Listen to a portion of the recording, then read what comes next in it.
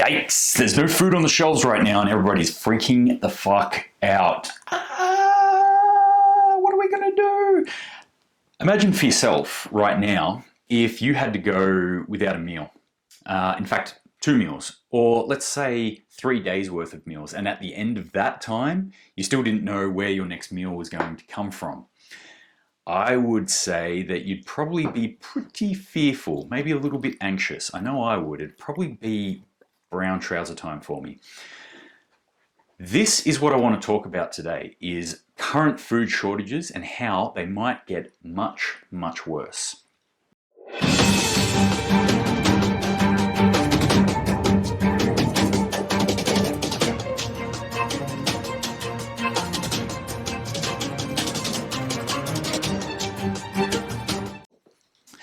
So there's an old saying that I heard, which I think is of Aboriginal origin, but I'm not sure. And it goes, our modern society is 3 days deep. So what does that mean exactly? I take it to mean that without all the conveniences that we have today, modern man, after 3 days, would be pretty bare bones. In fact, that veneer that we call civilization would utterly collapse. So our society is only ever 9 meals away from utter and irreversible catastrophe. Now, my brother calls me up from Perth yesterday, which for those of you who don't know is the other side of the country to which I'm on, and it is within this cloistered hermit kingdom which is ruled over by Overlord McGowan. They don't get out of there very often, or at all really. And at the moment, they're having a few food shortages because we've got floods in the middle of our country, which stops food traveling by road from east to west. And so he said, there's not a lot of food on the shelves right now, and people seem to be very angry at the moment. Now, this makes absolute sense.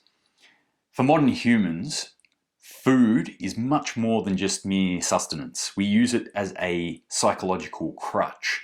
It's something that makes us feel good, and it's something that helps comfort and even deaden our emotions. So when we take that away, obviously people are going to be very fearful, and fearful people act in strange ways, quite often in angry ways.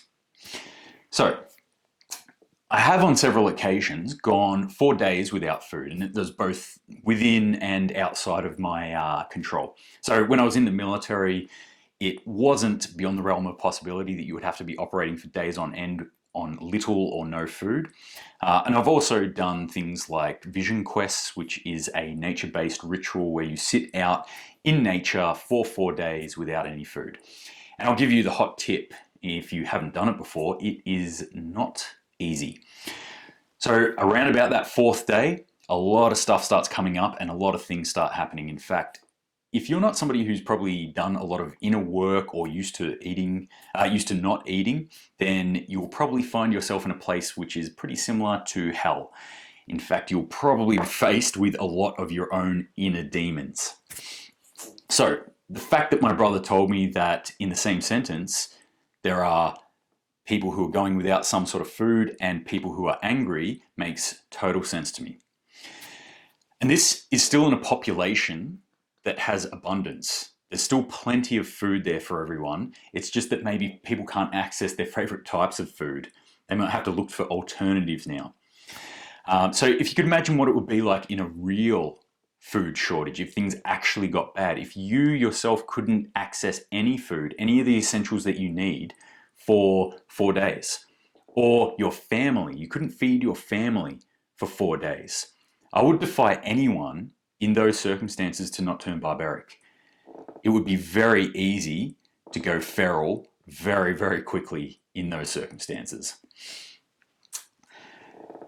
That potential future, I would say, right now today, is closer than it has been in decades. Certainly in my memory, which is stretching back about 40 years now. So this is one of the reasons why I prepare. And it's one of the big reasons why I encourage you to prepare and put out information like this. People who are fed and sane in emergency situations are going to help look after everyone. We're going to be safer and better the more people that we can have prepared. So I encourage you to keep preparing, to keep stockpiling or storing food, even if it's just a little bit every time you go to the shops, just copy canning or whatever it is, and keep working on your preps, guys. If you can help spread the word by giving this video a like and subscribing to the channel and even sharing it with people that you think might find this interesting, that'd be super helpful. Until next time, thanks heaps, keep preparing, and Semper Paratus.